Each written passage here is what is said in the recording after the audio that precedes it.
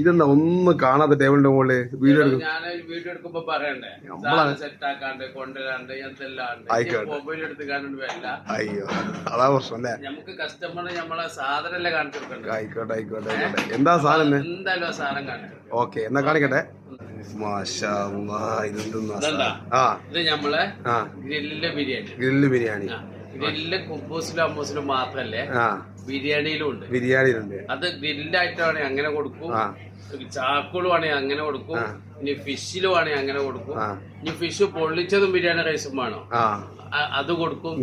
ചാക്കുള് പൊള്ളിച്ചതും ബിരിയാണി റൈസും വേണോ അതും കൊടുക്കും. ഇവിടെ നിങ്ങളെ പറഞ്ഞു കിട്ടിയാൽ മതി, തേരുന്ന കാര്യം ഞങ്ങള്.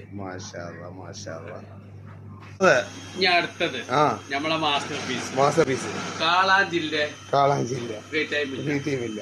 അതാണ് ഇവിടുത്തെ മുദ്രാവാക്യം.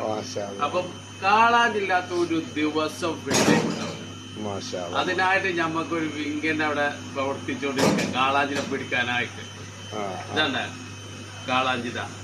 ഞാൻ കഴിഞ്ഞ വീഡിയോയിൽ കാണിച്ചത് ഇളയ കാളാഞ്ചി സാധനം. ഇതൊരു മോഡൽലെസ് ഐറ്റംസ് ആണ്. ഇപ്പോഴാണ് കൊടുത്തിട്ടുള്ളൂ മാർക്കറ്റിൽ. കൊടുന്ന് നേരെ മസാല ഇട്ടിപ്പോ നിങ്ങളെ മുമ്പൊക്കെ നമ്മൾ കാണിച്ചിട്ടാണ്. ഇത് ഇൻഷാ അല്ലാഹ് ഇന്നൊരു 12-1 മണിയാകുമ്പത്തിന് ഇതെന്താകും സാധനം തീരും. നാളേക്കുള്ളത് നാളെ നമ്മൾ കൊണ്ടുവരും. നമ്മൾ ഡെയിലി പർച്ചേസ്. ഫ്രീസർ പരിപാടി ഇല്ല. ഫ്രീസർ പരിപാടി അല്ല. എന്തായാലും ഫ്രീസറിലൊക്കെ എല്ലാം സമയം കിട്ടുന്നുണ്ട്.